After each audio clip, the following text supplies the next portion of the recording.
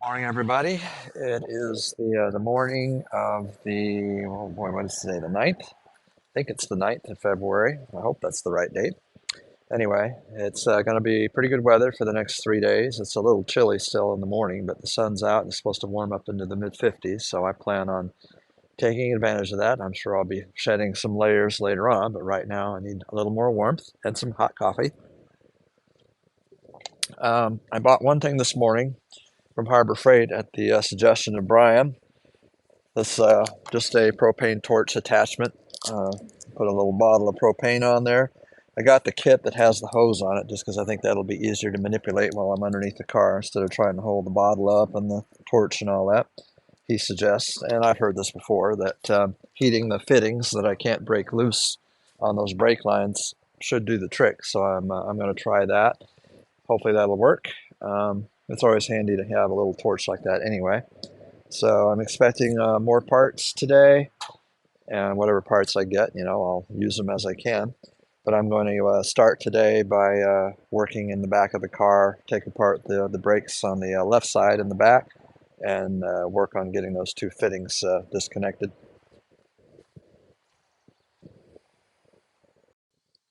There you see my new setup, brand new cylinder, torch with the hose on it and everything. So I'm going to light that up. I already test lit it to make sure I knew what I was doing. Almost feels semi-professional. I don't know about that. Anyway, so the idea is to go behind here and just heat up that fitting. I don't know how long I should heat it. I don't imagine it needs to be all that long, but maybe half a minute or so, maybe a minute. So I'll just kind of guess on that. I guess it's kind of good that there's no gas tank in the car right now. I don't have to worry about igniting any fumes. So that helps me feel a little better. So I'm going to position myself here so I can lay on my back and aim up in there and heat that fitting up and see what happens. Hopefully it'll do the trick and loosen it, or at least make it possible for me to loosen it with my wrench here. My initial attempt failed. Maybe I overheated it, I don't know, but it almost seemed like the nut was softer, and when I tried to put the tubing wrench on it and turn it, I felt it slipping, rounding the corners off, so I'm probably going to end up using vice grips on that nut behind the wheel cylinder. So I'm going to try the other fitting on that end of that flexible hose. I guess you can't even really see it. Oh, there it is. On the other side of that flexible hose, I'll try a little less heating and see if that might work better. All right, my hand is being forced once again, more nickel and diming me to death. This did not release. It finally broke loose from the flex fitting, but it's frozen on the line itself, and it's just twisting it. You can probably already see the pretzel that it's turning it into, so that tells me I'm just going to have to replace that entire line all the way from there all the way up to the front of the car. I could probably maybe make my own, but I'm not going to try and do that. I'll just order pre-made ones, probably from Classic Tube or somebody like that. I think that'll just be easier and smarter than trying to fight this. Well, obviously I've ruined it now anyway, so I don't really have much of a choice. Um, so anyway, that's where I'm at right now on this. All right, changing plans. I just ordered a complete brake line set from Classic Tube.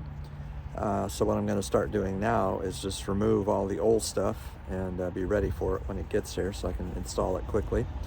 Uh, Tell you what, by the time I'm done with these brakes, they're going to all be new from top to bottom, front to back, with the exception of the rotors and the drums. But oh well, that's life with this old car. Yeah, it's too bad that one line twisted because I finally was able to break this one loose on the other wheel cylinder on the driver's side. So the only thing that prevented me from finishing this up today, or the back part, was this one here that twisted all to hell. So that one I will just continue to remove all the way down the car to the front and get that out of the way, because I can't reuse it. All right, I've been busy cleaning, removing parts, and all that kind of stuff. I just used this brake parts cleaner and sprayed down both of the rear work areas here, backing plate and all that. Then I wiped it off with a dirty rag, and I've been using my little wiry brush here to kind of finish it off a little bit, get rid of some more of the dust and scaling that's back here, just to make it look a little nicer. It's probably not completely necessary, but I like to clean as much as I reasonably can, especially since I don't have anything fancy like parts cleaner, sandblaster, all that kind of stuff. Looks like I need to replace my little rotary wheel here. It's wearing down to a nub, not a whole lot left on it. So I guess it's been doing its job. So anyway, I just been cleaning. That's what I have to do later. I previously cleaned the threads up on these too, so I don't need to clean those again.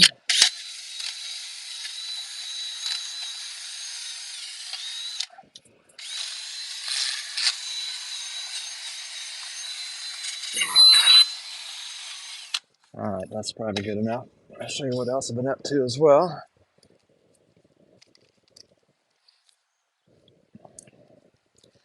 I've finished removing the brake lines from the back of the car. I'm going to work on the front and disconnect the line at the front of the car, the long one that runs to the back. So I've just kind of laid out things on my picnic table. This longer line here that goes above the rear axle is actually in good condition. Both ends came loose just fine, but since I'm getting a whole kit, I'm just going to replace everything. There is an exception though on the front. I probably won't replace the cross member that's like this on the front because I didn't have any trouble loosening those ends on that, so I don't really want to replace any more than I have to. I'll just keep the extra pieces as spares. And I looked a little closer at this flex hose, and when I bend it a lot, it does show some cracking and whatnot, so I feel better about replacing that. And this little line here is where I had a lot of trouble and ended up rounding off, so that definitely needs to be replaced. So, and then the long one, of course. And I also took out the pins, of course, from the old wheel cylinders. And back here in the shed, I've been doing a bunch of cleaning. Been using the carburetor parts cleaner for a second wash on the bearings and all that. So then I dry them out with the air hose. And I don't think it really got much more than I already had off, but feels better, just at least trying to clean a little bit more. So that's the one set. And I've been trying to keep everything labeled and careful where I put things. So right now I've got the right side brake drum pieces that I know don't come in a kit, new springs and all that. Those are currently in that parts washer. So moving along. The front of the car, the lines that I'm not going to plan on replacing are these right here. And the ones that go across on that cross member, I don't see a need to do that. I believe they're still in good condition on both sides. So like I said, I'll just keep the new ones as spares if I ever do need them.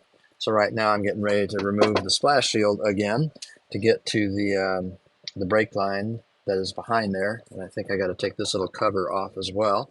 That'll also give me the opportunity to replace the rubber fuel hoses that are behind there as well. So I'll just do all that at the same time. All right, splash shield removed. Once again, this is like the third or fourth time I've had it off. Here's the connecting point right here from the rear brake line. I'm going to spray those down real good with PB Blaster. Of course, I'm just going to focus on removing the bottom one. I'm trying to leave the top one alone. It should be fine. And here's the two fuel lines that I'll take the opportunity to replace while I'm under here. Fortunately, this one came off pretty easily, probably because it's protected from the elements behind the splash shield, so I was thankful for that. Over here, where this little shield was, one of the bolts twisted right off.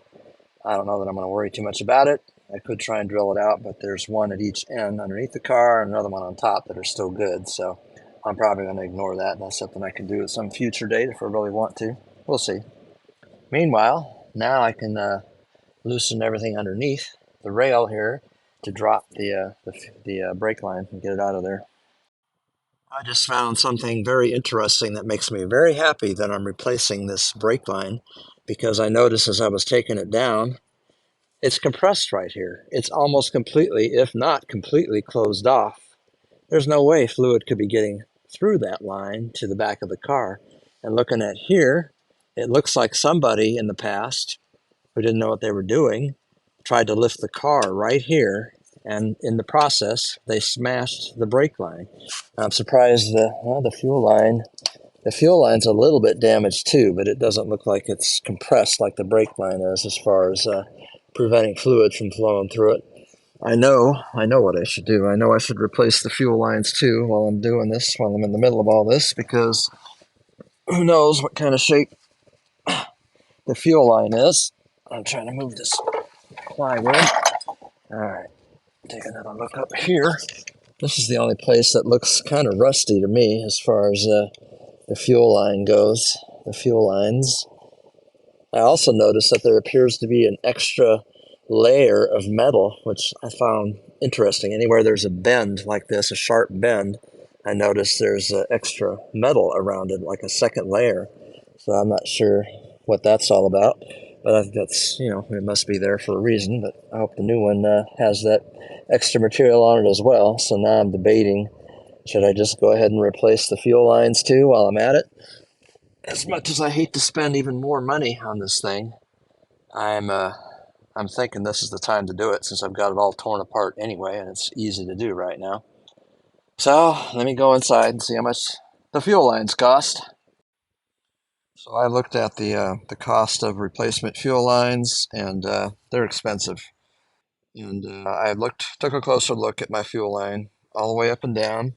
I took my rotary wire brush and cleaned it off real good. I don't think there's any problems with leaks or or pinholes or anything. I think we're okay. My only concern is that in several places there's small little dents, like right here and here, but they're not so bad that they impede the flow of fuel, I believe. So I'm going to take the chance that I can use these fuel lines because, man, I can't keep throwing money at this car like I am right now. So I'm just going to stick with my order of the brake lines and just go with those and hope that the fuel lines aren't going to leak. I don't think they will, and I don't think they're damaged enough to impede the flow of fuel. So I think we'll be all right there. I mean, worst case scenario, if it turns out I'm wrong, I'll just have to replace them. But I'll let my hand be forced on that one in the future. But man, looking back and forth, somebody really didn't know what they were doing with either jacks or they were driving this car up on curbs and banging the crap out of it. I don't know what, but so anyway, I'm proceeding with removing this line here, this brake line. One thing I keep forgetting to mention is when I took this rear flex hose off, the little C-clip that should have been around here was not there. It was missing. So I don't know if it just rusted off, fell off, or what happened to it. I mean, it wasn't hurting anything. It did make it easier for me to get this off.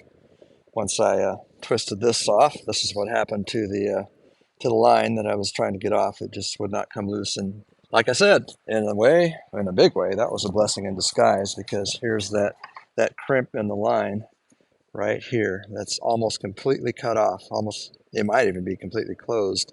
So the rear brakes on this car, if they were working at all, they weren't working very well because nothing was getting through that, or very little was getting through that. So I'm thankful that I'm replacing this line and that I had trouble trying to disconnect it, because if I hadn't had that trouble, I probably wouldn't have noticed that crimp, not right away anyway. So that's it. So the brake lines that I wanted to take off the car are now removed, and I just have to wait for the new ones to show up so I can put them on.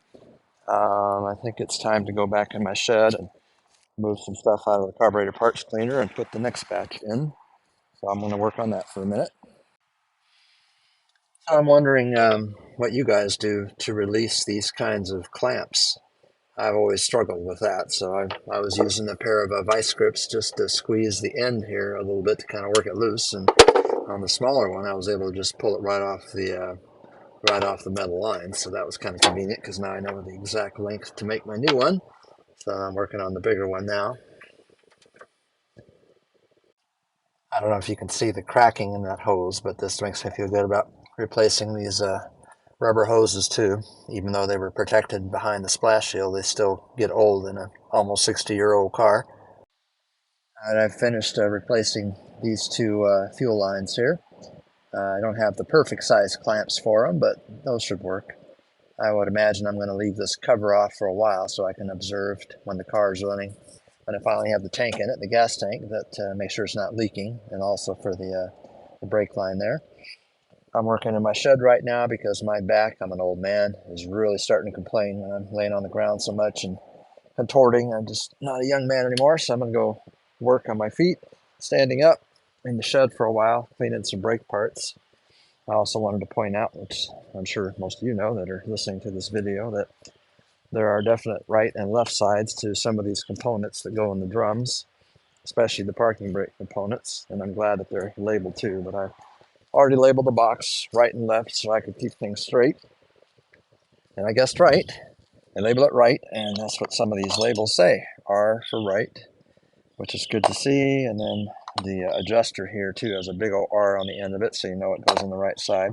So I believe this one is right-handed threaded, right-hand threads. I'm going to use my wire brush, rotary wire brush on my bench grinder to clean up some of these pieces, and then I'll store them in the box until I get all my pieces to install them. So now this hardware on the right-hand side is clean to my satisfaction. I ran some of these through my rotary brush and whatnot. Looks a lot nicer. Ones that I really focused on too were these pins that slide inside the new wheel cylinders. My thinking there is that these need to be clean, no corrosion, and they need to be lubricated. So that's what the Vaseline is for. So they slide in nice and easy into the new cups and don't destroy them and start leaking right away. That's my thinking there anyway. So I'm just going to throw all this in a box. Well, that's not quite true. I'm going to prepare the wheel cylinder right now, and I'll go ahead and install it on the car. The rest of it I'll throw in the box because I don't have the I don't have the new springs yet. That's what I mean. I knew there was something I was missing. So until that all comes in, I'll just store these parts in the box, and I'm going to go get the wheel cylinder ready and install that in the car. I have to double check to make sure I'm putting the wheel cylinders on the correct side of the car because they are right hand and left side and left hand. So this one goes on the on the driver's side. I had to actually take my steel hoses back to the axle and kind of place them back just to be sure. So the lines definitely come from the back of the car. So that's why that one's going to go over there, and the other one will go on the passenger side. So that's the one I'm working on right now is the passenger. So I'm gonna take that one out and put my pins in there with the Vaseline on them. And there you see the first wheel cylinder on the passenger side installed. I found it interesting that the bleeder screw is a metric. It's a 10 millimeter. I always got to watch that stuff that's made in Asia. And yet my half-inch mounting bolts work just fine, and the threads provided. So thank goodness for that. So anyway, that's the first new brake parts on the vehicle. As far as recently, last year I did the master cylinder and the brake booster, but for this time of the project, that's the first steps. And I'm going to do the other side, put the wheel cylinder on the other side. I'm concluding today's activities. It was successful. A lot of hard work. I cleaned a lot of parts. Um, Managed to get both wheel cylinders installed. So those are the first new recent brake parts that are on the car now. They went on easily. I also managed to replace the hoses under here for when the gas tank eventually goes back in the car. Those old hoses were very brittle, so I'm definitely glad I did that. That was necessary. Um, what else? Well, as you know from earlier today, I removed the old brake lines that I'm going to replace with the ones from Classic Tube. I cleaned all my drum parts in here. However, I'm missing a couple of washers. There's a nylon washer here that flew off in my shed when I was cleaning it. I should have left well enough alone. And of course, I can't find it, so I don't know if I'm going to be able to find such a thin, specialized washer like that, or even how important it is. And there's also supposed to be a washer on the other adjuster. This one has it in place. The other adjuster, I never saw it, and I don't know if it was ever there or if I just didn't even know it was there and I just lost it. So both very small washers, very thin washers. I don't know how important they are, but I am going to attempt to replace them. So I'm going to continue tomorrow on the brake work, if there's any more brake work to be done anyway, before I get more new parts. Otherwise, I'll find something else to do. Have a good day.